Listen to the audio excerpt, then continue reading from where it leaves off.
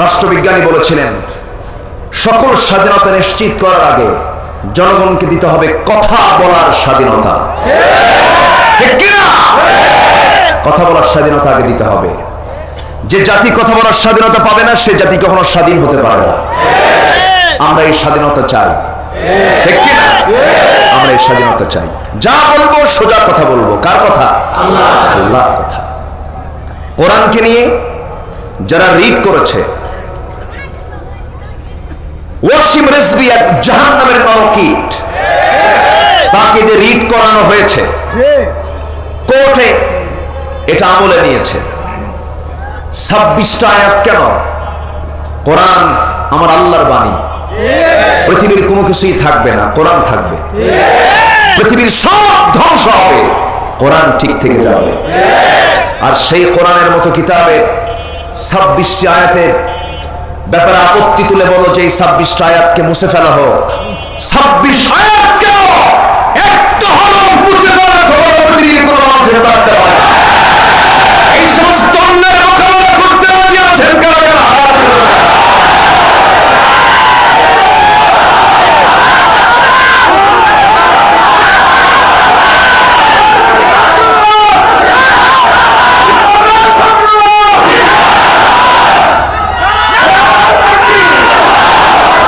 আল্লাহ সবার হাতকে কবুল করুন। জোরে বলি আমিন, আরো জোরে আমিন।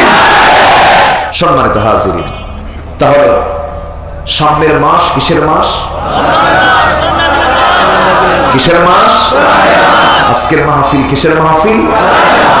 মিল আছে না নেই? আমার নবী যখন রজব শাবান পেতেন, আমার নবীজি ঘন ঘন একটি দোয়া করতেন। যারা পারেন ঠোঁট মিলিয়ে মিলে আমার সঙ্গে বলুন, আল্লাহুম্মা বারিক লানা ফি রজব ওয়া শাবান ওয়া বাল্লিগনা রমাদান। আল্লাহ তাআলা রজব শাবানের বরকত দিয়ে দাও, আর রমজান পর্যন্ত তুমি আল্লাহ আমার হায়াত বাড়ায়া দাও। আমার নবীজি রমজান পর্যন্ত হায়াত কেন বাড়াতে চাইলেন? এর কারণ হলো, রমজানে একবার আল্লাহ বলবো, অন্য মাসে 70 বার আল্লাহ বলবো। রমজানে নফল পড়বো, অন্য মাসের ফরজের সমান আদায় হয়ে যাবে। কি জন্য, কি কারণে? মক্কায় যাই কেন আমরা? মদিনায় যাই কেন আমরা? মক্কায় যাওয়া লাগতো না, আমাদের টাকা পয়সা খরচ করে মক্কায় যাওয়ার কি প্রয়োজন ছিল? মক্কায় যাই কাবার কারণে, মদিনায় যাই নবীজির কবর থাকার কারণে। এই জন্য মদিনার দাম বেড়ে গেল, মক্কা শহরের দাম বেড়ে গেল। নবীর ঘর, আল্লাহর ঘর কাবা থাকার কারণে রমজানের বরকত, ওই মাসের বরকত বেড়ে গেল। একটাই কারণ, শাহরু রমাদান আল্লাযী উনজিলা ফীহিল কুরআন হুদাল লিন-নাসি ওয়া বায়িনাতিন মিনাল হুদা ওয়াল ফুরকান। আল্লাহু আকবার। রমজান মাসের বৈশিষ্ট্য নিয়ে আল্লাহ নিজেই তার ব্যাখ্যায় বলতেছেন, রমজান মাস যাতে কোরআনটা নাজিল হয়েছে। এই কোরআন নাজিল হয়েছে কেন? হক এবং বাতিলের মধ্যে পার্থক্য সৃষ্টি করার জন্য। কোনটা হক দল আর কোনটা বাতিল দল, কোরআন থেকে তোমরা তা চিনে নাও। আমার দেশে হক দল আছে না নাই? বাতিল তো নাই, বাতিলও আছে। কোনটা বাতিল? তাহলে হক চিনলেই বাতিল স্পষ্ট হবে। সূর্য উঠলে রাত চলে যায়, আবার রাত যখন চলে আসে তখন সূর্য থাকে না। তবে সূর্য ওঠার সঙ্গে সঙ্গে যেমন রাত, অন্ধকার যেমন দূর হয়ে যায়, হক যখন সমাজে চালু হয়ে যাবে তখন বাতিল আর সমাজে টিকতে পারবে না। আমরা হকে থাকবো না বাতিলে থাকবো? অন্ধকারে না আলোতে? অন্ধকারে না আলোতে? বাতিল না হকে? জুলুমাত না নূরে? নূরে। কোরআন তো জুলুমাত দূর করতে চায়। কোরআন কেন নাযিল হলো? আল্লাহ রাসূলকে আগেই ফাইন্ড আউট করে দিলেন। আল্লাহ রাব্বুল আলামিন বলেন, কিতাবুন আনজালনাহু ইলাইকা লিতুখরিজান নাস মিনাল যুলুমাতি ইলান নূর। নবী, আমি আপনাকে যে কিতাব দিয়েছি, এই কিতাব নাসিলের মূল উদ্দেশ্য হলো আপনি যেন এই কিতাব দিয়ে অন্ধকারে নিমজ্জিত জাতিকে কোরআনের আলোতে আলোকিত করে যেন তাদেরকে জান্নাতে যাওয়ার উপযোগী করে গড়ে তুলতে পারেন। জোরে বলি সুবহানাল্লাহ। আমাদের মূল টার্গেট হলো জান্নাত লাভ। কি লাভ বলে? আমাদের মূল টার্গেট হলো জান্নাতের প্রাপ্তি। জান্নাত যদি পেয়ে যাই সব পেয়ে গেলাম, জান্নাত যদি না পাই কোনো কিছুই পাওয়া হলো না। আল্লাহ রাব্বুল আলামিন বান্দাকে বলছেন, বান্দা শোনো, জান্নাতুল ফেরদাউসের উত্তরাধিকারী তুমি যদি হতে চাও, তোমার মধ্যে কিছু গুণ আমি তোমার দেখতে চাই। এর মধ্যে অন্যতম গুণ হলো قد أفلح المؤمنون الذين هم في صلاتهم خاشعون والذين هم عن اللغو معرضون والذين هم للزكاة فاعلون والذين هم لفروجهم حافظون إلا على أزواجهم أو ما ملكت أيمانهم فإنهم غير ملومين جلدنا الله أكبر ওই সমস্ত মুমিনরা জান্নাতুল ফিরদাউসের অধিকারী হবে, খুশুর সঙ্গে যাদের নামাজ হবে, বেহুদা কথা যাদের মুখ থেকে বের হবে না, যারা যাকাতটা ঠিক মতো দেবে, যারা নিজের লজ্জাস্থানকে হেফাজত করবে, আমানতটাকে ঠিক রাখবে, ওয়াদাটা ঠিক রাখবে।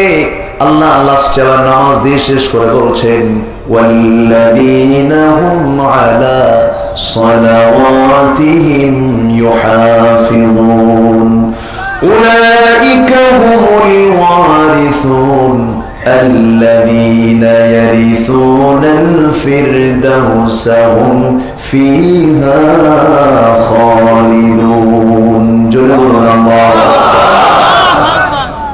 নামাজকে যারা হেফাজত করবে, নামাজের ব্যাপারে যারা যত্নবান হবে, আমি তাদেরকে জান্নাতুল ফিরদাউসের উত্তরাধিকারী বানায় দেব, ওয়ারিস বানায় দেব।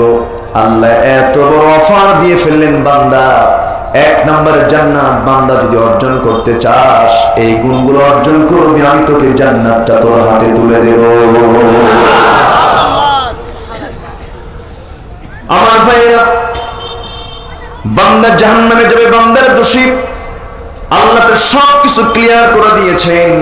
এখানে যারা বসে আছে আমরা সবাই ঈমান এনেছি কার উপরে? এই মাইক এরকম করে কেন? একটু ক্লিয়ার করেন সাউন্ড। ঈমান এনেছি কার উপরে? আল্লাহর উপরে। আমার ভাইরা, আল্লাহর উপরে যারা ঈমান এনেছি, সেই সময় থেকে নিয়ে মৃত্যুর সময় পর্যন্ত ওই বান্দা যে কোনো কাজ যখন করতে যাবে, কার নিয়মে সে চলবে? কার বিধানে সে চলবে? কার হুকুম সে ফলো করবে? কার নিয়ম কানুন সে মানবে? আল্লাহ। আল্লাহ রাব্বুল আলামিন বলছেন, বান্দা তুই আমার গোলাম, আমি তোর প্রভু, আমি তোকে যে বিধি বিধানগুলো দিয়েছি এটা মানবি, তোর জন্য কল্যাণ হয়ে যাবে, তোর জন্য নাজাত হয়ে যাবে, তোর জন্য জান্নাত প্রাপ্তি হয়ে যাবে, কিন্তু কোনো প্রকার কন্ডিশন করা যাবে না। আল্লাহ রাব্বুল আলামিন সুন্দর করে বলছেন, বান্দা শোনো, তুমি যদি তোমার আনুগত্যের দিক থেকে নিঃশর্তভাবে বিনা যুক্তিতে আমাকে যদি তুমি গ্রহণ করতে পারো, বান্দা আমি তোমাকে সুন্দর করে জানিয়ে দিচ্ছি, তোমার জন্য আমি সুন্দর আরেকটা জায়গায় তোমাকে সারপ্রাইজ দিয়ে জানায় দিলাম। কি সুন্দর করে বলছেন আরেক জায়গায়, যারা পারেন ঠোঁট মিলিয়ে মিলিয়ে বলুন, ইন্নাল্লাযীনা আমানু ওয়া আমিলুস সালিহাতি কানাত লাহুম জান্নাতুল ফিরদাউসি নুজুলা। জোরে বলি আল্লাহু আকবার। ঈমান যারা আনবে, আমল সালেহ যারা করবে, এদের জন্য জান্নাতুল ফিরদাউস আল্লাহ দিয়ে দিবেন। কিন্তু ঈমান এনেছি, সেই ইমানদারের মুখ থেকে কখনো দুনিয়ার কোন দলের প্রশংসা আসতে পারে না। দুনিয়ার পার্থিব স্বার্থ হাসিলের জন্য রাতকে যারা দিন করবে, দিনকে যারা রাত করবে, এদের পরিচয়কে আল্লাহ রাব্বুল আলামিন কোরআনে কারীমে স্পষ্ট করে তুলে ধরেছেন একটা সূরার ভিতরে, সূরা মুনাফিকুন। সূরা মুনাফিকুন। কাফিরুন সূরা আছে না নাই? বড় সূরা না ছোট সূরা? কাফিরুন সবার মুখস্থ আছে না নাই? কাফের চেনার জন্য 3 লাইন, কাফের চেনার জন্য 3 লাইন সূরা কাফিরুন। আর মুনাফিককে চেনার জন্য 3 লাইন দেয়া হলো না, কয়েক পৃষ্ঠা লেগে গেল, কারণ মুনাফিকের পেঁয়াজ খুব মারাত্মক। কাফেরকে সহজেই 3 লাইনে চেনা যায়, মুশরিককেও সহজে চেনা যায়, কিন্তু মুনাফিক সহজে চেনা যায় না। মুনাফিকের চেহারা অনেক সুন্দর চেহারা হয় মুনাফিকদের, তাদের কথাও খুব মিষ্টি হয়, যেন কথার মধ্যে যেন মিষ্টি ঝরতেছে, এত সুন্দর মিষ্টি মিষ্টি কথা, এত সুন্দর তার চেহারা। সূরাতে জিবরাইল ফেল, কিন্তু সিরাতে শয়তান আছে না নাই?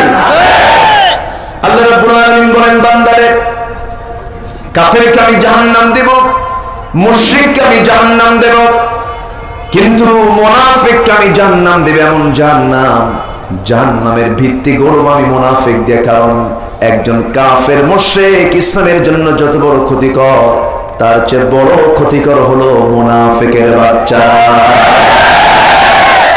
আমার দেশে তো মুনাফিক নাই, আছে আছে না?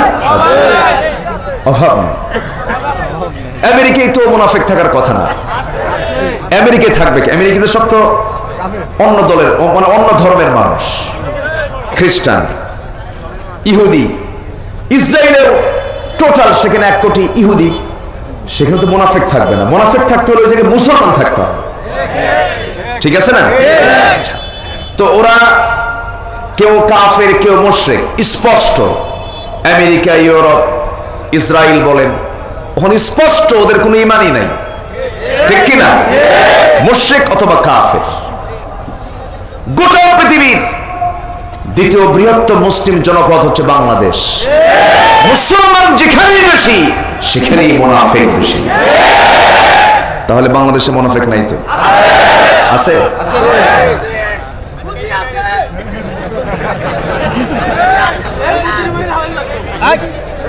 থামো, শান্ত হও, অসবিরু অসবিরু অরাবিতু। আমার নবীজি 13 বছর, থামেন, আমার নবীজি 13 বছর মক্কায় ছিলেন। কত বছর? 13 বছর। কোথায় ছিলেন? আমার নবীর জন্ম কোথায়? আর হিজরত করলেন কোথায়? হিজরত কি তিনি শখ করে করেছিলেন, না হত্যার হুলিয়া জারি করেছিল? হত্যার অর্ডার হয়েছিল। এবং রাসূলকে নিয়ে তাদের মাস্টার প্ল্যান, যেখানে পাও সেখানে হত্যা করো। আমার নবীর কি অপরাধ ছিল? বিশ্বের সেরা সত্যবাদী, বিশ্বের সেরা আমানতদার, বিশ্বের সেরা চরিত্রের এক মূর্ত প্রতীক, যেখানে পাও তাকে হত্যা করো। কেন? কেন বলা হলো? কি জন্য বলা হলো? এটার জবাব আমি আজকে দেব। জোরে বলি ইনশাআল্লাহ। দাদার নাম শরীফুল ইসলাম, বাপের নাম শহীদুল ইসলাম, আর ছেলের নাম শরীফুল কি বলে সাইদুল ইসলাম। বাস, 3 ইসলাম তো আছেই, আমি তো মুসলমান। এরকম চিন্তা করার লোক কিছু আছে না নাই? আসতে বললাম না, আছে না? বংশ পরিচয় দিয়ে জান্নাত পাওয়া যাবে না। বংশ পরিচয় দিয়ে যদি জান্নাত পাওয়া যেত, নূহ আলাইহিস সালামের ছেলে কেনান জান্নাত পেত।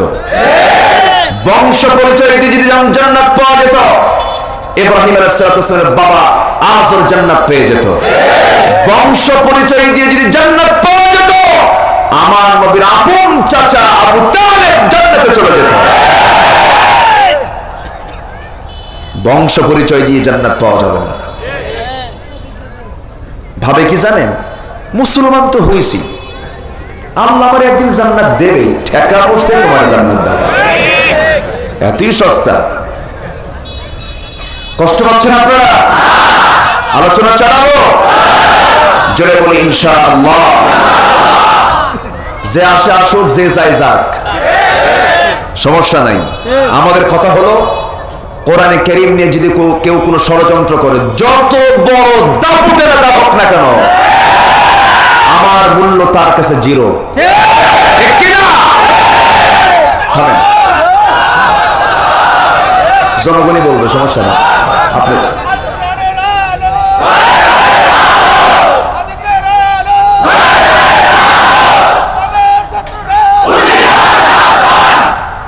সম্মানিত ভাইয়েরা, সম্মানিত ভাইয়েরা, কষ্ট পাচ্ছেন আপনারা? আমার আওয়াজকে সবাই শুনতে পাচ্ছেন? ভয়ের কোনো কারণ নাই। মরবো একবার, ভয় করে লাভ কি? মরবো না? মরে গেলেই তো ফয়সালা হয়। আর মরা কিন্তু সস্তা না, মরা কিন্তু সহজ না। মরতে চাইলেই মরা যাবে? মরতে চাইলেই যদি মরেন তাহলে কি হবে? জাহান্নাম। কি হবে বলেন? মরা কিন্তু সস্তা না, বাঁচতে হবে। এই জন্য মরা এত সহজ নয়। এক সাহাবী বললেন, ইয়া রাসূলুল্লাহ, আপনি আমার জন্য একটু দোয়া করে দেন। রাসূল বলেন, তোর জন্য দোয়া করলাম, যা কাফের বেঈমানদের জন্য তোর রক্ত মাংস আমি হারাম ঘোষণা করে দিলাম। আল্লাহ, তুমি কাফের বেঈমানদের জন্য এই সাহাবী রক্ত মাংসকে হারাম করে দাও। সাহাবী কয়, ইয়া রাসূলুল্লাহ, আপনি তো উল্টা দোয়া করলেন। কি তুমি শহীদ হতে চাও? হ্যাঁ, শহীদ হতে চাই। যুদ্ধে যাব, কাফের মুশরিকরা আমাকে হত্যা করে দুনিয়া থেকে বিদায় করে দেবে। রাসূল বললেন, তোমার যদি এমন সহিহ নিয়ত থাকে, বাড়িতে শুয়ে থাকলেও শহীদের দরজা পাবি, যা। যেরকম সুবহানাল্লাহ। তাহলে কি মরা সহজ? মরা সহজ? খালিদ বিন ওয়ালিদ আফসোস করেছেন সারা জীবন, আফসোস করেছেন। 250 বেশি যুদ্ধ করেছেন, 250 বেশি। একটা যুদ্ধেও এক ফোঁটা রক্ত তার দেহ থেকে ঝরে নাই। সুবহানাল্লাহ বলবেন না? কাফের খুঁজেই পায় না ওরে। ওই সাহাবী, ওনাকে কাফেররা খুঁজেই পায় নাই। কোন দিক দিয়ে ঢুকছে, কোন দিক দিয়ে বের হয়েছে, টেরই পায় নাই। আল্লাহু আকবার। খালিদ বিন ওয়ালিদ রাদিয়াল্লাহু তাআলা আনহু যেদিন তিনি মারা যাবেন, দ্বিতীয় খলিফার খেলাফতকাল খালিদ বিন ওয়ালিদ রাদিয়াল্লাহু তাআলা আনহু যখন দুনিয়া থেকে বিদায় নেবেন, বিছানায় শয্যাশায়ী তিনি পড়ে আছেন। মনটা খারাপ, মনে মনে চিন্তা করছেন, আরে জীবনে কত যুদ্ধ করলাম, শহীদের তামান্না নিয়ে যুদ্ধে ঝাঁপিয়ে পড়লাম। মুতার যুদ্ধে খালিদ বিন ওয়ালিদ একজন একা তিনি 8টা তরবারি ভেঙ্গে চুরমার করেছিলেন। 1 লক্ষ সৈন্যের বিরুদ্ধে তিনি মোকাবেলা করেছেন মাত্র 3000 সৈন্যের নেতৃত্ব দিয়া। আমার ভাইরা, সেই খালিদ বিন ওয়ালিদ বিছানায় মারা যাচ্ছেন আর আফসোস করছেন, আরে এতগুলো যুদ্ধ করলাম, আমার দেহ থেকে রক্ত ঝরানোর সুযোগ হলো না। হযরত ওমর ফারুক রাদিয়াল্লাহু তাআলা আনহু তার সামনে দাঁড়িয়ে দাঁড়িয়ে বলছেন, খালিদ, মনক্ষুণ্ণ হও না, মন খারাপ করো না, তুমি কই হাদিসটা ভুলে গেছো? ওয়া ইম্মা তাআলা ফিরাশিহি, যদি তার মরণটা যদি বিছানা হয়ে থাকে, শাহাদাতের তামান্না যদি থেকে থাকে তার হৃদয়ে, আল্লাহ থেকে শহীদের দরজা দিয়ে দিবে। সম্মানিত ভাইরা, মরা তো সহজ না। মরবো, মরার মতো মরবো আমরা, জোরে বলি ইনশাআল্লাহ। মরার মতো মরতে বলেছেন কে? কমন একটা আয়াত, খুবই সহজ একটা আয়াত। আমার সঙ্গে ঠোঁট মিলিয়ে মিলিয়ে বলুন, ইত্তাকুল্লাহা হাক্কা তুকাতিহি ওয়া লা তামুতুন্না ইল্লা ওয়া আনতুম মুসলিমুন। ইমানদারেরা, তোমরা ভয় করার মতো ভয় করো আর মৃত্যুবরণ করো না, যতক্ষণ না মুসলমান হতে না পেরেছ। সত্যিকারের মুসলমান না হওয়া পর্যন্ত মৃত্যুবরণ করো না। কার কথা? আল্লাহর কথা। সত্যিকারের মুসলমান মানে মুনাফিকি করো না, ফুসুকি করো না, কুফরি করো না, শিরকির কাজ করো না, বিদাতের কাজগুলো করো না। আমার বন্ধুগণ, যদি কোনো মুসলমানের কানে যদি এমন শব্দ চলে আসে, কোরআনের আয়াতগুলো পরিবর্তন করা দরকার। মুসলমান চুপ থাকবে নাকি? আসতে বলবেন না, চুপ থাকবে নাকি? আপনি বোবা থাকতে থাকতে বোবা শয়তান হবেন নাকি? তা তো সম্ভব না। আমার ভাইয়েরা, নবীজি ধৈর্যের পরিচয় দিয়েছেন, ভালো কথা। অনেকে বলেন ধৈর্যের পরিচয় তিনি দিয়েছেন, এটাও ঠিক, ধৈর্যের পরিচয় দিতে হবে, অবস্থা প্রেক্ষাপট বুঝতে হবে। আমার বন্ধুগণ, নবীজি যখন মক্কার বাসিন্দা, 13টা বছর তিনি মক্কায় ছিলেন, কাবার ভিতরে মূর্তিগুলো সাজিয়ে রেখেছিল আবু জেহেলরা। আমার নবীজি একদিন কাবার চত্বরে দাঁড়ালেন। কাবার চত্বরে দাঁড়িয়ে কাবার ভিতরে ঢোকার জন্য তিনি চিন্তা করলেন, ইরাদা করলেন, সিদ্ধান্ত নিলেন আমি কাবার ভিতরে ঢুকবো, ঘরের মধ্যে ঢুকবো। চাবি খুঁজলেন, সেই চাবি খুঁজতে নিয়ে চাবিওয়ালার কাছে গিয়ে বলছেন, ওসমান বিন তালহা, কাবার চাবি কি আমাকে দেওয়া যায় নাকি? কেন, কি হয়েছে? একটু ভিতরে ঢুকবো আমি। আমার নবীকে সজোরে একটা ধাক্কা মেরে দিল। ধাক্কা মারার সঙ্গে সঙ্গে বলছেন, ওসমান, তুমি আজকে কাবার চাবি চাওয়ার অপরাধে তুমি আমাকে আজকে জমিনে ধাক্কা মেরে ফেলে দিলা। তুমি কি জানো ওসমান বিন তালহা, ওই কাবার চাবি আল্লাহ আমার একদিন আমার হাতে তুলে দিবে। জোরে বলে সুবহানাল্লাহ। ওসমান বিন তালহা মনে মনে চিন্তা করি, মুহাম্মদ বিন আব্দুল্লাহ যা বলে তাই তো হয়ে যায়, এটা কখনো মিথ্যা হবে না, অবশ্যই একদিন তার হাতে চলে আসবে। আজকে যদি দুর্ব্যবহার করি, এটার জবাব তো, এর ফলাফল তো ভালো হবে না। সঙ্গে সঙ্গে আস্তে করে ডেকে নিয়ে বলছে, মুহাম্মদ শোনো, আমি তোমাকে কাবার চাবিটা দিতে পারি, কিন্তু শর্ত হলো আবু জেহেল যেন না জানে। আবু জেহেল জানবো? নেতা মানুষ, নেতা জানলে আবার কেমন হয়?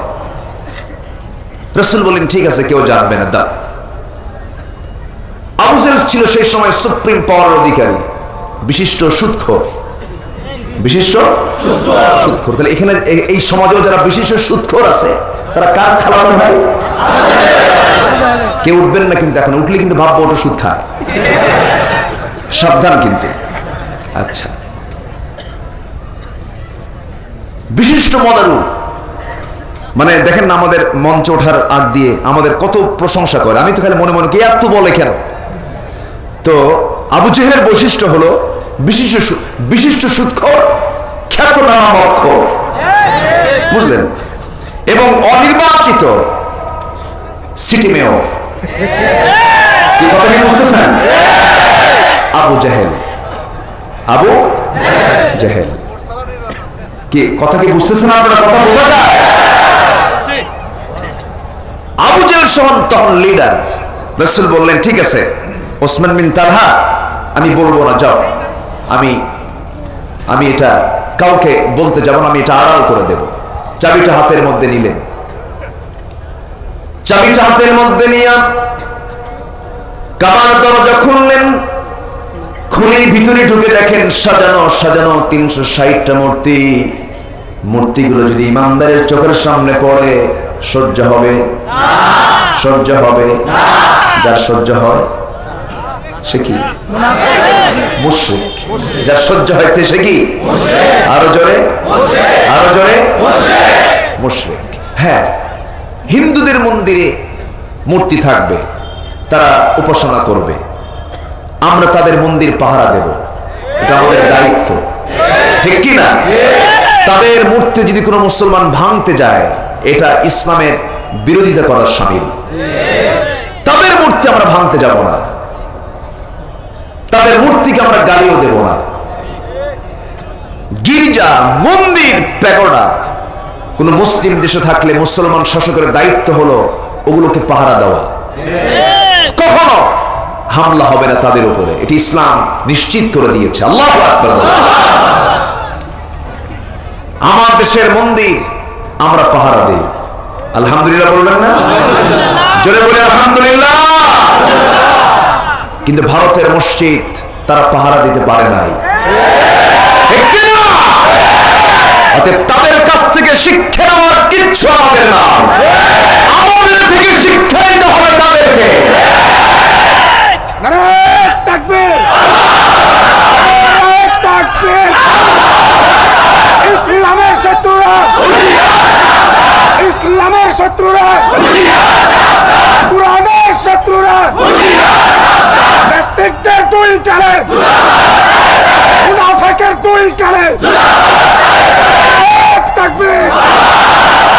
থামেন, কষ্ট হচ্ছে আপনাদের? সম্মানিত ভাইয়েরা, মুসলমান যদি একটু চিন্তা করতো এই দেশে কোনো মন্দির থাকবে না, থাকতো? থাকতো? ইসলামী তো বলে না, ইসলামী তো মানা করে দিয়েছে, এটা ভাঙ্গা যাবে না। কিন্তু মুসলমান হয়ে তুমি যদি মূর্তি বানাও, এখানে কথা আছে, এখানে কথা আছে না? এই জায়গায় কোনো মার্সি করা যাবে না, যাবে না। হুররিকতা ও মুযিকতা, টুকরো টুকরো করো, অত ভস্ম করে দাও, আগুন দিয়ে জ্বালিয়ে দাও, তবু আমি শিরকের কাছে যাব না। ঠিক কি না? শিরকের কাছে মুসলমান কখনো যেতে পারে না। কত গুনাহ আপনার জীবনে, গুনাহ কোনো প্রবলেম না, কত গুনাহ করছেন আপনি, সমস্যা নাই।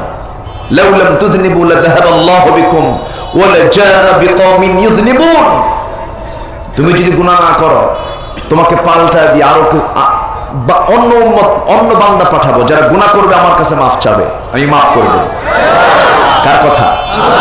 আজকে থেকে গুনাহ শুরু হোক, কি এরকম কিছু নাকি আবার? আচ্ছা, আল্লাহ বলছেন তোমার গুনাহ আকাশ ছেয়ে গেছে, there is no problem. বিকরাবিল আরদিল খাতায়া, গুনাহ জমিন ছড়ে গেছে, there is no problem. আল্লাহ তুশরিক বি শাইআন, তুমি আমার কাছে শিরক মুক্ত হয়ে আসো, কুফর মুক্ত হয়ে আসো, নিফাক মুক্ত হয়ে আসো, মাফ করে দেব। যেরকম সুবহানাল্লাহ। মুমিন কথা বলে কয় জবানে?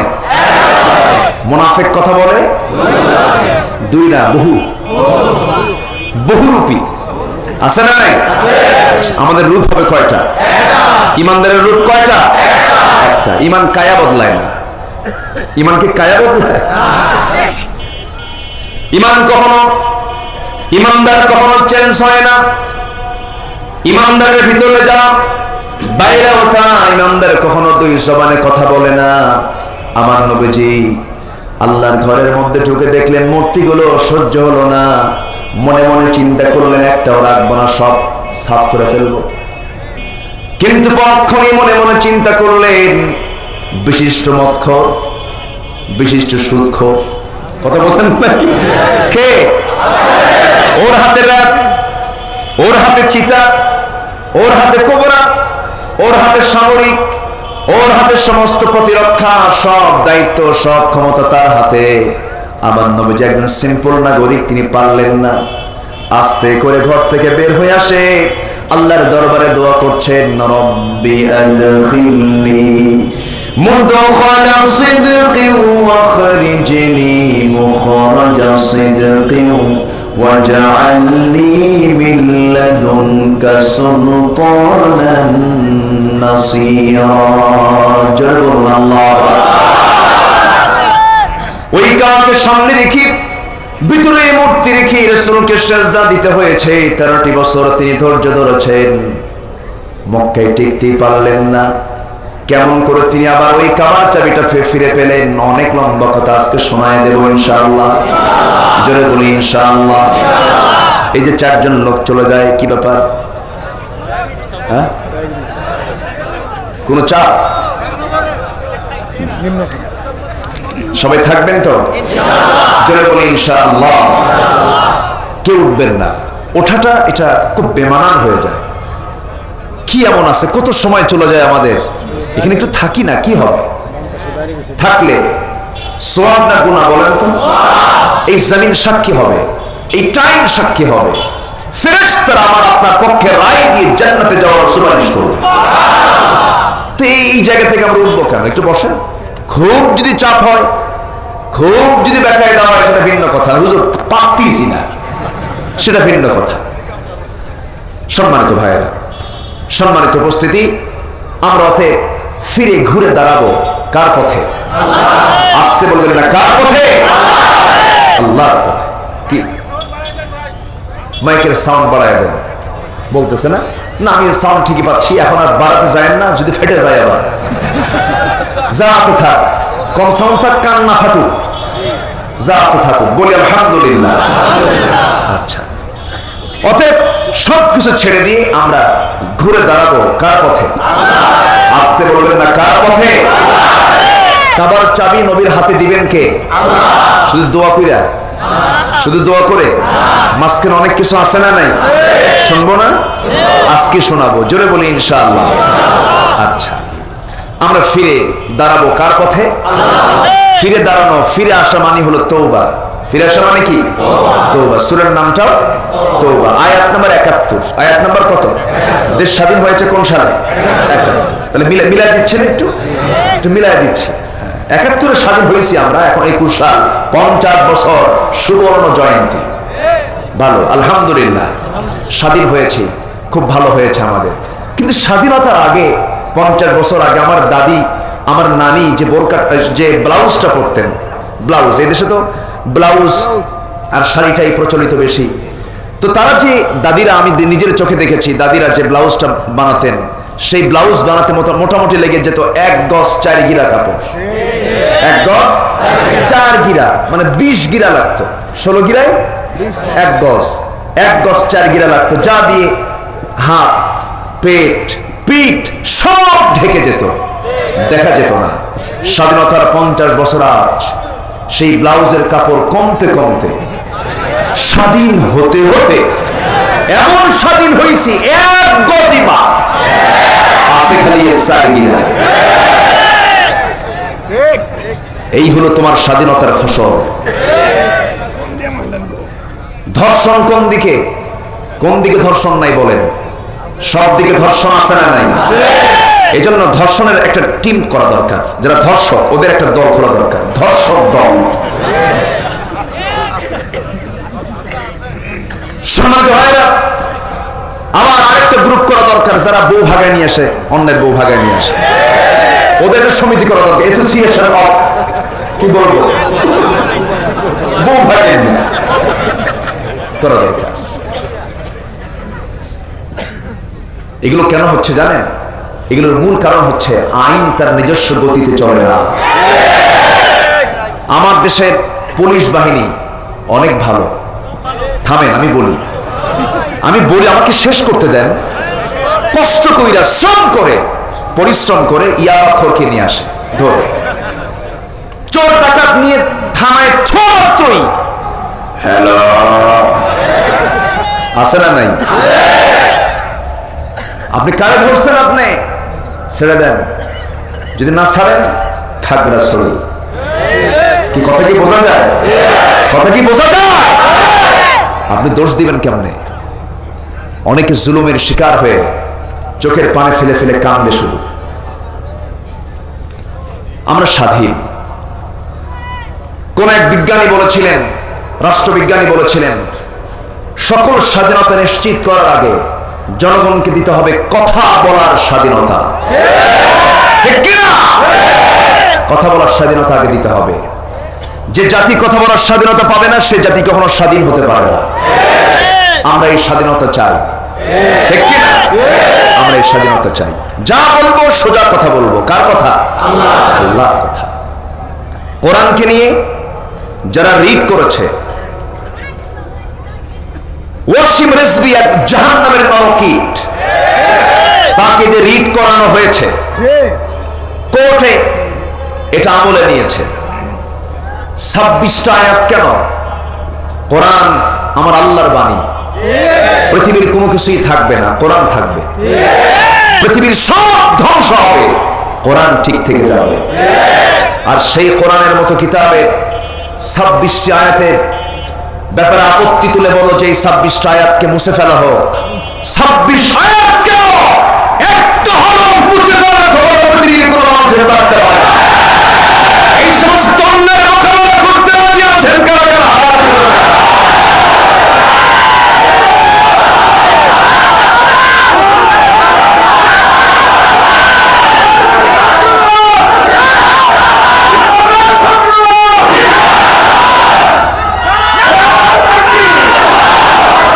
আল্লাহ সবার হাতকে কবুল করুন, জোরে বলি আমিন, আরো জোরে আমিন। কোরআন ছিল, আছে, থাকবে। কোরআন ছিল, আছে, কোরআনকে কেউ নির্মূল করতে পারবে? বলি আলহামদুলিল্লাহ। এগুলো একটু মাঝে মাঝে উস্কানি দেয় তারা, এগুলো উস্কানি দিয়ে লাভ নাই। কোরআন চ্যালেঞ্জের কিতাব, তুমি কোরআনের বিরুদ্ধে লড়তে আসবে, তুমি শেষ হয়ে যাবা, তুমি থাকবা না, তুমি থাকবা না। ফেরাউনই পারে নাই, হ্যাঁ? তোমাদের বাপ ফেরাউন সিথে পড়ে আছে মিশরে, শুটকি মাথায় এক গোছা চুলও আছে। ফেরাউন না, ফেরাউন জবাব দিতে পারে না। কি তার দাপট, কি তার প্রভাব, কি তার মেজাজ। বলল যে ইউযাব্বিহুনা আবনাআকুম ওয়া ইস্তাহয়ুনা নিসাআকুম, ছেলে সন্তান যা আছে সব জবাই কর, মেয়ের সন্তানগুলোকে জীবিত রাখ, কারণ ছেলে সন্তান জন্ম নেওয়া মানে মুসার জন্ম হবে। আমাকে এই তথ্য দেওয়া হয়েছে, সব ছেলে সন্তানগুলো জবাই করো। আল্লাহ বলছেন ফেরাউন, তুই আমার মুসার জন্ম ঠেকাবি? অসম্ভব, আমার মুসার জন্ম তুই ঠেকাতে পারবি না। আমার মুসাকে তোর বাড়ির ভাত কাপড় চোপড় খাওয়াই বড় করবো, যা। জোরে বলে আল্লাহু আকবার। সিদ্ধান্ত কার? আসতে বলবেন না, সিদ্ধান্ত কার? সে আল্লাহ আজও আছেন না নাই? আসতে বলবেন না, আছেন না নাই? কোরআন এটা আমার আপনার পৈতৃক কোন সম্পত্তি নয়। কোরআন কার কথা? আসতে বলবেন না, কার কথা? আল্লাহর কথা। একজন মেহমান এসেছেন, জি বসুন। জি আলহামদুলিল্লাহ, আমাদের একজন মেহমান এসেছেন, আলহামদুলিল্লাহ বলেন। আসসালামু আলাইকুম। জি বসুন। সম্মানিত ভাইয়েরা, আমি কি আলোচনা চালিয়ে যাব? জোরে বলি ইনশাআল্লাহ। কোরআন নিয়ে যদি কেউ ষড়যন্ত্র করে, সে আমার বাপ হলেও সারাসারি নাই, ঠিক আছে না? এই কথায় কি সবাই একমত? একমত যদি না হন ঈমান নাই। সবাইকে একমত? আমার ভাইয়েরা, ভুল করে ফেলেছি আমরা। আল্লাহ বলছেন বান্দা তুই তো ভুল করতেই পারিস, নো প্রবলেম, টু ব্যাক, ফিরায়। তুই আমার পথে ফিরায়, আমি তোর জন্য পথ খোলা রেখে দিয়েছি। তুই আমার পথে চলে আয়, আমার পথে চলে এসে ভ্রাতৃত্বের বন্ধনটা মজবুত করে ফেলে দে।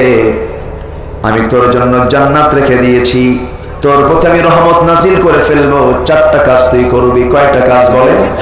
চারটা কাজ করবি। তবে চারটি কাজ করার আগে তোকে আগে বন্ধুত্ব তৈরি করতে হবে। সবচেয়ে বড় দুঃখজনক বিষয় হলো গোটা দুনিয়াতে 215টা রাষ্ট্র, এর মধ্যে 56টি বিশাল বিশাল মুসলিম রাষ্ট্র থাকার পরেও গোটা বিশ্বের মুসলিম উম্মাহ আজকে একটা প্ল্যাটফর্মে আসতে পারে নাই, ঠিক কিনা? ওর পিছনে লাগি, ওর পিছনে লাগি মুসলিম উম্মাহকে বিচ্ছিন্ন করে রাখার পেছনে সবচেয়ে বড় প্রেরক হলো ইহুদি শক্তি। সেই ইহুদি শক্তি আমাদের পিছনে লেগে আছে না নাই বলে? লেগে আছে। মিশরের ফাত্তা সিসি আছে না, নাম শুনছেন না? আব্দুল ফাত্তার সিসির মা হল ইহুদি, ইয়াসির আরাফাতের বউ একজন ইহুদি, ওয়াশিংটনের সিটি মেয়র একজন ইহুদি। এইরকম করে গোটা পৃথিবীতে তারা নেটওয়ার্ক তৈরি করে বিজনেস গুলোকে কন্ট্রোল করে নিয়ে মুসলিম উম্মার ইমানকে ধ্বংস করার জন্য তারা মাস্টার প্ল্যান নিয়ে আছে।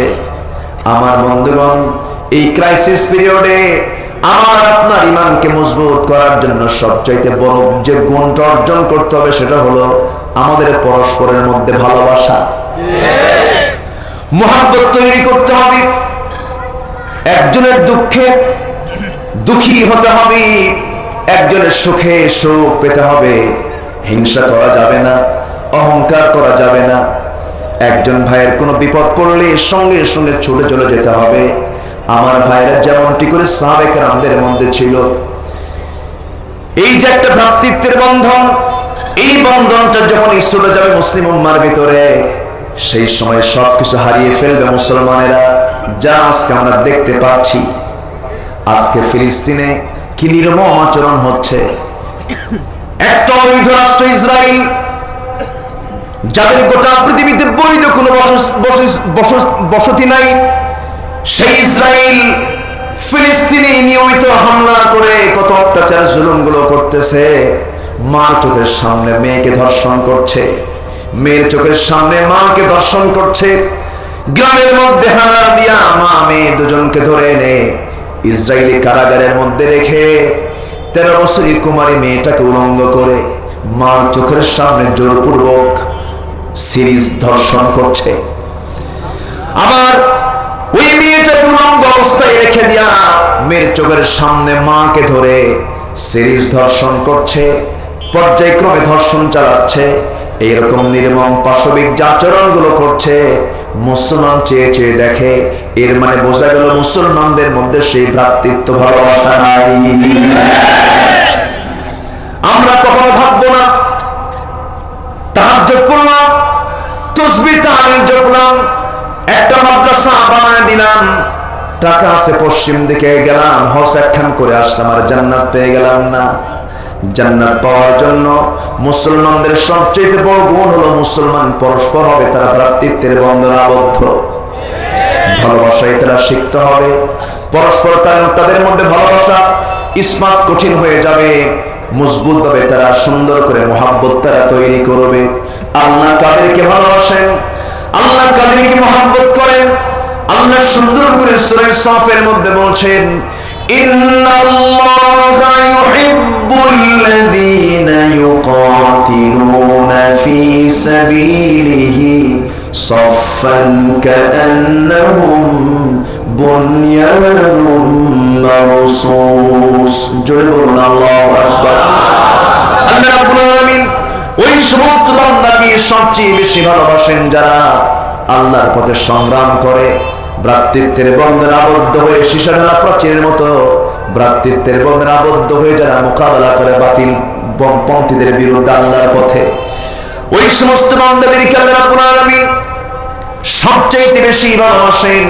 হিংসা যদি আমরা করি, হিংসা সমস্ত নেক আমলকে শেষ করে ফেলে, যেমন করে আগুন কাঠকে খেয়ে শেষ করে ফেলে। যদি আমরা আরেকটা বিষয়, সেটা হলো আমরা যদি অহংকার যদি করি, অহংকার একটা সমস্ত আমলকে ধ্বংস করে দেয়। ক্ষমতার অহংকার আছে না নাই? আসতে বলবেন না, আছে না নাই? চেয়ারের অহংকার আছে না নাই? নেতৃত্বের অহংকার আছে না নাই? টাকার অহংকার আছে না নাই? বডির অহংকার আছে না নাই? বিশাল বডি, সুন্দর চেহারা, বিশাল তার বডি, রাস্তায় যখন হাঁটে তখন বোঝায় আমি একখান মাল, বুঝায় না? বিশাল বডি, আমার দিকে চায় থাকবে মানুষ। এই অহংকার করা যাবে না। তোমার কি এমন বডি, আজকে তুমি যদি অসুস্থ হয়ে পড়ো, হঠাৎ তোমার ডাইরেক্ট লাইন হয়ে গেছে। ডাইরেক্ট লাইন বুঝলেন তো? পেট কথা শোনে না, যা খাও তাই চলে যায়।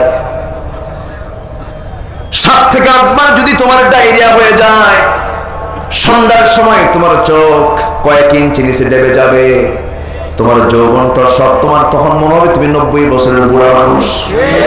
বউর দিকে তাকায় তুমি দেখতে পাবা না তোমার বউ, না কে বলবা তুমি আম্মা। তোমার এই অহংকার করে লাভটা হবে কি? তোমার এই বড়াই করে হবে লাভটা কি? আবার ক্ষমতার দম্ভ তুমি দেখাচ্ছ, ক্ষমতার দম্ভ দেখিয়েছিল ফেরাউন। সেই ফেরাউনকে শুটকি করে এখনো রেখে দিয়েছেন, কিয়ামত পর্যন্ত রাখবেন। বিশ্বের যারা অহংকারী শাসক তাদের জন্য আল্লাহ রাব্বুল আলামিন ওই চিত্র রেখে দিয়েছেন, দেখে আসো। ফেরাউন কি করে নাই? কি করে নাই? তার রাজনীতিকে প্রতিষ্ঠিত করার জন্য হত্যা রাজনীতি প্রথম চালু করেছে ফেরাউন। এখনো হত্যা রাজনীতি গোটা পৃথিবীতে আছে না নাই?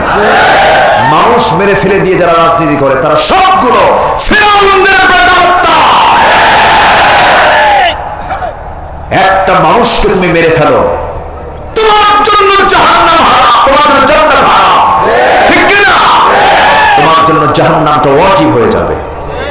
তুমি মানুষকে মেরে ফেলো, একটা জীবন তুমি বানাতে পারবা? আল্লাহ বলছেন যে অন্যায় করে কোনো মানুষকে হত্যা করে, ফাকাতালান নাস জামিআ, সে যেন গোটা পৃথিবীর সকল মানুষকে হত্যা করল। কত মারাত্মক অপরাধ। আর আজকে সেই মানুষ মেরে ফেলা হয়ে গেছে, মানে মুরগি মারতে যত কষ্ট, মানুষ মারতে তার চেয়ে কষ্ট কম। সম্মানিত ভাইরা, এগুলো করা যাবে না। আমাকে আপনাকে মরে যেতে হবে, ফিরে যাব কার কাছে? আসতে বলবেন না, কার কাছে ফিরে যাব? আল্লাহর কাছে ফিরে যাব। অতএব আমরা সতর্ক হই, আমরা হিংসা ছেড়ে দেই, আমরা অহংকার ছেড়ে দেই, আমরা দাম্ভিকতা ছেড়ে দেই, আমরা আমাদের সমস্ত প্রয়োগকে ফুলে দিয়ে আমরা হয়ে যাই কার গোলাম? আসতে বলবেন না, কার গোলাম? আপনি কার গোলাম? আমি কার গোলাম? সে কার গোলাম? তিনি কার গোলাম? সবাই কার গোলাম? আপনার কয়টা চোখ? আমার কয়টা চোখ? আপনার কয়টা কান? আমার কয়টা কান? আপনার কয়টা নাক? আমার কয়টা নাক? আপনার কয়টা কিডনি? আমার কয়টা কিডনি? সব কি কম বেশি করেছেন না সমান করেছেন? অতএব ভাববেন না আমি অনেক কিছু না, কিচ্ছু আপনারা সব আমার আল্লাহ তাআলা। ঠিক কি না? সে আল্লাহ আছেন না নাই? আছেন। সে আল্লাহ এখনো আছেন। সব দেখেন। আল্লাহ বলছেন, বান্দা তুই আমাকে ভুলে যাস, তুই আমাকে ভুলে যাস, আমি তোকে কি দেই নাই, কি দেই নাই তোকে? আমি দেখার জন্য সুন্দর দুটি চোখ দিয়েছি। সুবহানাল্লাহ। এই চোখ দিয়ে তুমি পৃথিবীটা দেখো, আকাশটা দেখো, এই বিশাল আকাশের নিচে তুমি দাপট দেখাও, আমার জমিনে থেকে তুমি দাপট দেখাও। আকাশটা দেখো, কি সুন্দর করে আকাশ বানিয়েছে আমি, কত সুন্দর আকাশটাকে সাজিয়েছি অসংখ্য তারকা দিয়ে। সুবহানাল্লাহ। সে তারকা কি ছোটখাটো তারকা? সূর্যের চাইতে 10 লক্ষ গুণ বড় এক একটা তারকা।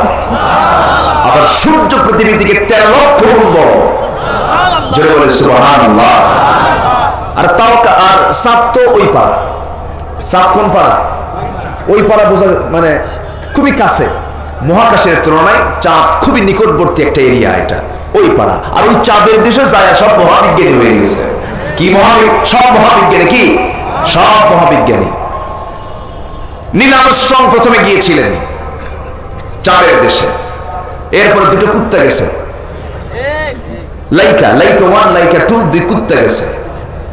কুকুরটা ফেরত আসে নাই। এলিজা নামে একটা মেয়ে, তার বয়স এখন 17 বছর। 2033 সালে সে ওই চাঁদের দেশে যাবে। শর্ত হলো তার বিয়া হওয়া যাবে না, বংশ বিস্তার হওয়া যাবে না।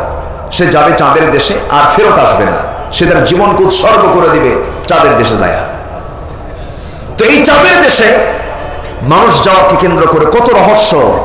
সেখানে জায়গা কিনবে, মঙ্গল গ্রহে কি করবে, কত কি, এগুলো কিছু না করে সাহারাকে কাজে লাগলে তাও তো কিছু কাজ হবে। ঠিক কি না? সে কোথায় মঙ্গল গ্রহে এত দূরে যাওয়ার কি দরকার আছে? সাহারা ভূমিতে পড়েই আছে অনেকটা। সেই চাঁদের দেশে মানুষ একটু ঘোরাফেরা করে আসছে, আমরা তাকে বলি মহাবিজ্ঞানী। আর আমার নবীর চাঁদের দেশে যাওয়াই লাগে নাই, চাঁদ দেশে নবীর হাতে দোল খেয়েছে। এটা আসতে কারণ সুবহানাল্লাহ।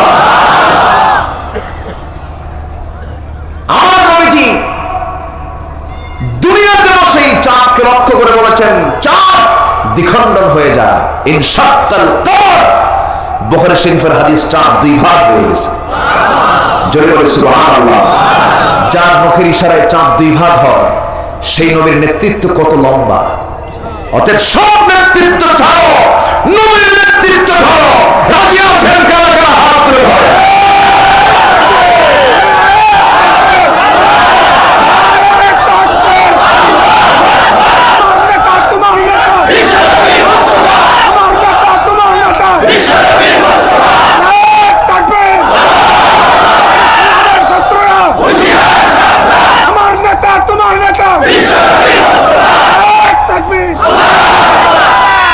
কষ্ট পেলেন?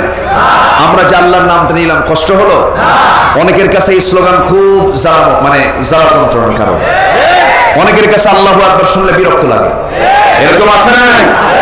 যারই গায়ে জ্বলবে ভাববেন যে ওটা মুনাফিকের দেহ। ঠিক কিনা? আমি যখন জন্ম নিয়েছি আমার কানে কিসের আওয়াজ দিয়েছে? বল কি? আজান। কি দিয়েছে? নামাজ আছে না? ওই আজানের নামাজ হয়েছে? আমার নামাজ হবে কেমন? আমি তো আজানই শুনলাম, আমার উপর তো নামাজ আর ফরজ না, তাহলে আজানটা শুনছি। আজানের প্রথম উচ্চারণটা কি বলেন? আরো জোরে। আচ্ছা, গেল প্রথম শব্দ আমি আজান পেলাম। বয়স হলো, নামাজে গেলাম, নামাজের প্রথম আওয়াজটা কি? রুকুতে কি? সেজদায় কি? আচ্ছা, নামাজ থেকে চলে আসলাম। কিছু খাবেন আপনি, একটা জব করবেন, গরু অথবা ছাগল, কি করবেন? হ্যাঁ, অন্য কিছু কর, অন্য কিছু বললে হবে না?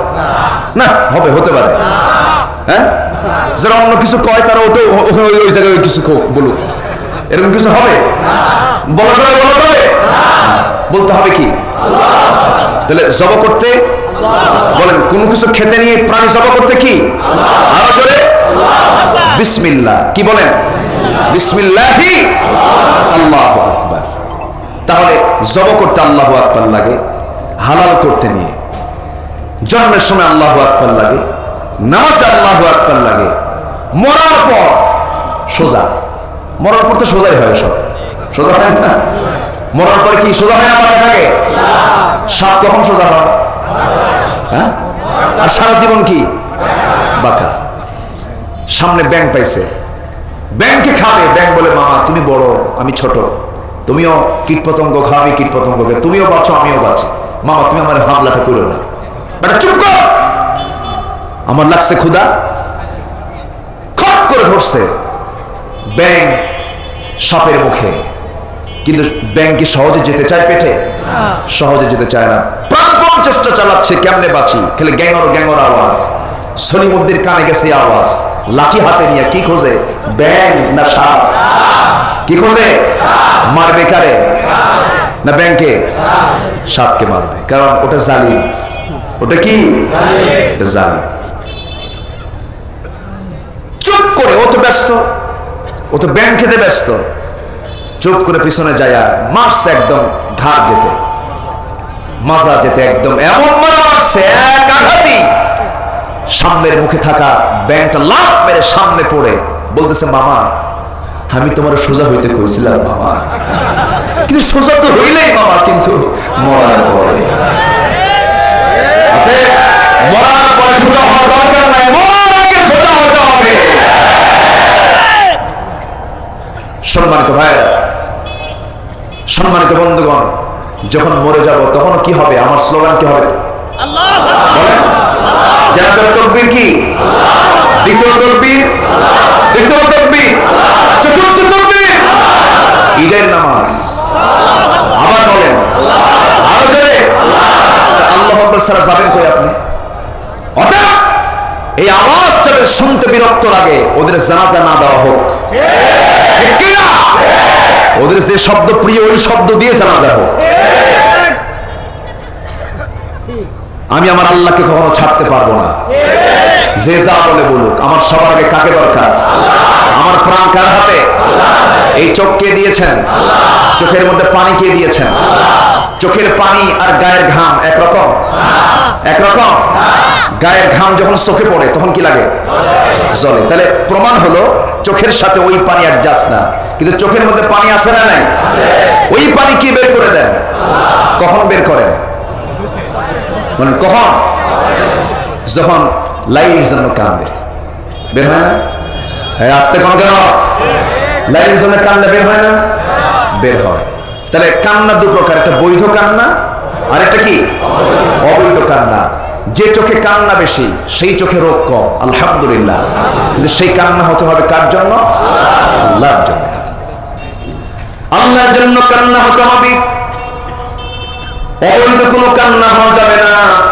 মেডিকেল সায়েন্স, কয়েকদিন আগে একটা গবেষণায় দেখলাম, যে বান্দা নিয়মিত সেজদায় পড়ে পড়ে কাঁদবে তার চোখের ভেইন গুলো ভালো থাকবে, চোখের জ্যোতিটা স্পষ্ট হয়ে যাবে, চোখের জ্যোতি সহজে নষ্ট হবে না। চোখের পানি আসা দরকার, আমরা কাঁদবো। এ তো শুধু দুনিয়ার উপকার শুনলাম, যদি কোনো বান্দা এক ফোঁটা চোখের পানি আল্লাহর ভয়ে যদি ফেলতে পারে, 7টা জাহান্নামের আগুন এক ফোঁটা চোখের পানি মুছে দিতে পারে, নিভায় দিতে পারে। যদি বলি সুবহানাল্লাহ। আমার ভাইরা, আল্লাহ রাব্বুল আলামিন এই দামি 2টা চক্ষু দিলেন, দামি 2টা কিডনি দিলেন। কিডনির দাম যে কত, যারা কিডনি হারিয়ে ফেলেছেন তারাই বুঝেন। প্রতিটি কিডনির ওজন হলো 200 গ্রাম ওজন। কয়শো গ্রাম? 200 গ্রাম ওজন। কিডনি যদি কোনো প্রবলেম হয়ে যায়, সেই সময় ডাক্তারের কাছে গেলে পরে যখন বলে কিডনি তোমার ফেল মেরেছে, ডায়ালিসিস করতে হবে, কিডনির কাজ করার জন্য ডায়ালিসিস মেশিন তোমাকে ইউজ করতে হবে, সেই ডায়ালিসিস মেশিনের দাম ওজন হলো 100 কেজি। আর সেই ডায়ালিসিসের কাজ করার জন্য আল্লাহ যে কিডনি দিয়েছেন কয়শো গ্রাম? 200 গ্রাম। আল্লাহটা উন্নত না মানুষেরটা উন্নত?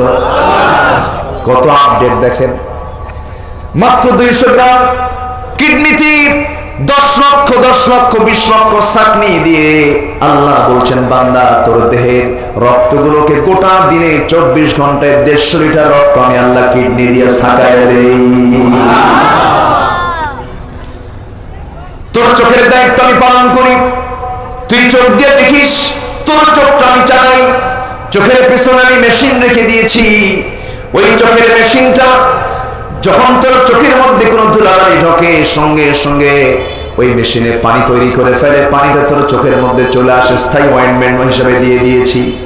যখন তুই বান্দা তোর চোখের কোনো প্রবলেম হয়ে যায়, পানিটা বের করে দেই। ও বান্দা, এত কিছু তোকে এত সুন্দর করে ম্যানেজমেন্টের দায়িত্ব আমি আল্লাহ নিলাম, তোর দায়িত্ব হলো কারো তুই গোলামি করবি না, তুই বলবি আলহামদুলিল্লাহি রাব্বিল আলামিন। সবাই বলেন আলহামদুলিল্লাহি রাব্বিল আলামিন আর-রাহমানির রাহিম মালিকি ইয়াউমিদ্দিন ইয়্যাকা না'বুদু ওয়া ইয়্যাকা নাস্তাঈন ইহদিনাস সিরাতাল মুস্তাকিম সিরাতাল লাযীনা আন'আমতা আলাইহিম গায়রিল মাগদুবি আলাইহিম ওয়ালাদ-দাল্লিন। এরপরে আরো জোরে আমিন। আমার বন্ধুগণ, এই সূরাটা আমরা নামাজে পড়ি, জামাতে দাঁড়িয়ে পড়ি। ভালোবাসা আছে না নাই? বলেন, নামাজের মধ্যে ভালোবাসা আছে না নাই? সেই ভালোবাসা নামাজে থাকা দরকার না সমাজেও থাকা দরকার? সমাজে থাকা দরকার আছে না নাই? সমাজেও থাকতে হবে ভালোবাসা, মহব্বতটা থাকতে হবে। আল্লাহ রাব্বুল আলামিন বলেছেন, মুমিন যদি হতে চাও, তোমার মধ্যে ফার্স্ট একটা গুণ আমি তোমার দেখতে চাই, সেটা হলো ওয়াল মুমিনুনা ওয়াল মুমিনাতু বা'দুহুম আউলিয়াউ বা'দ ইয়া'মুরুনা বিল মা'রুফি ওয়া ইয়ানহাউনা 'আনিল মুনকার ওয়া ইউকিমুনাস সালাতা ওয়া ইউতুনাস যাকাতা ওয়া ইউতিউনা আল্লাহা ওয়া রাসূলাহু উলাইকা সায়ারহামুহুমুল্লাহ ইন্নাল্লাহা আজিজুন হাকীম। জয় বলুন আল্লাহু আকবার। মুমিন পুরুষ এবং মুমিনা নারী তারা হবে পরস্পরের বন্ধু। এরা কি করবে?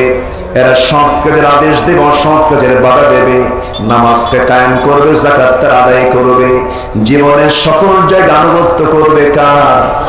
আসতে বলবেন না কার? রাসূলের দরকার নাই? আসতে বলেন, রাসূলের দরকার আছে না নাই?